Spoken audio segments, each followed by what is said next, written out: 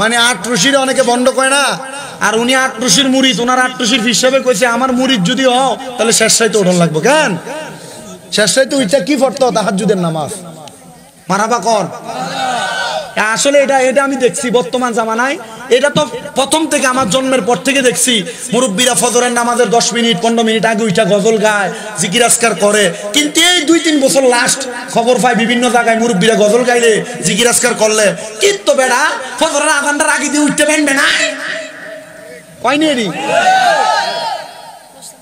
রোজার মাসে সাহারি রান্নার লেগে পর্যন্ত ডাকতো, কথা কয় না, সাহারি রান্না করার জন্য ডাকতো, ইফতার সাহারি পাকান এটার জন্য ডাকতো, সাহারি করেন এটার জন্য ডাকতো 1-1.5 ঘন্টা আগ থেকে।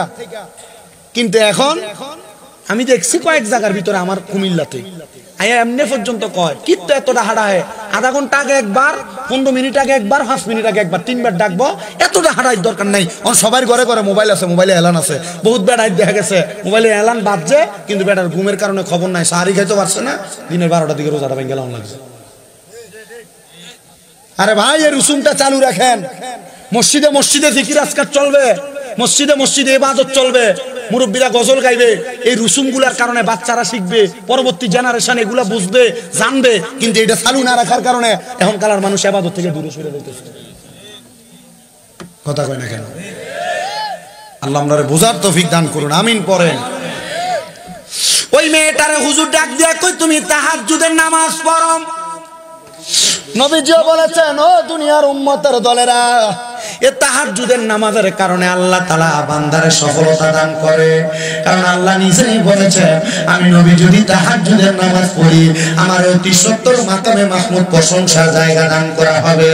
ওয়া মিনাল লাইলি ফাতাহাজ্জাদ বিহি নাফিলাতান লাকা আসা আইয়াবআসাকা রাব্বুকা মাকামান মাহমুদা।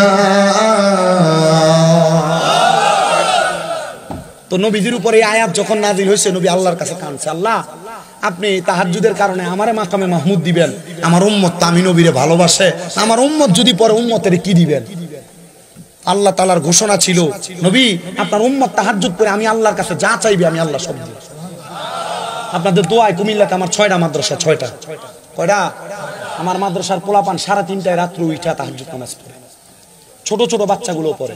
এতে দোয়া বাঙ্গা আপনাদের শাহরাস্তির অনেক পোলাপান আছে আমার মাদ্রাসা, কুমিল্লা চকবাজার নূরপুরে তাহফিজুল কোরআন ইন্টারন্যাশনাল হিফজ মাদ্রাসা। দোয়া করবেন না আপনারা আমার পোলাপানের লেগে? আমার পোলাপান সবার জন্য দোয়া করে।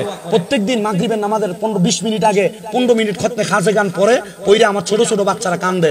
যে বাচ্চাটা একবার নুরানিতে পড়ে লেদা বাচ্চা, এটার কান্দা দেখলে আপনার কাছে মনে হয় আমি কই আছি, আরে বাচ্চা কই আছে, আপনার কাছে মনে হবে।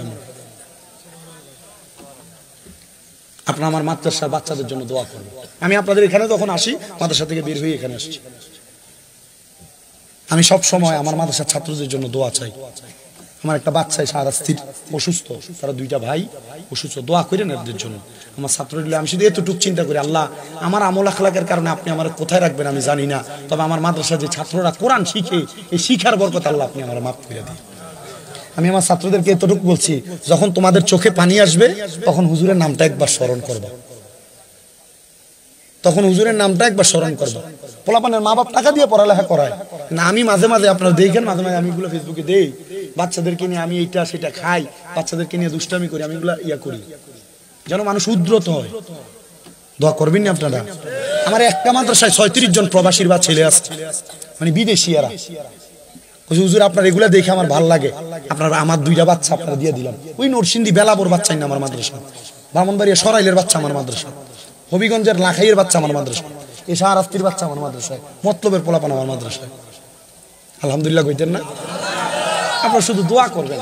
আমার জীবনে এই খেদমতটা আমি চালু রাখতে চাই, দোয়া করবেন না ইনশাআল্লাহ।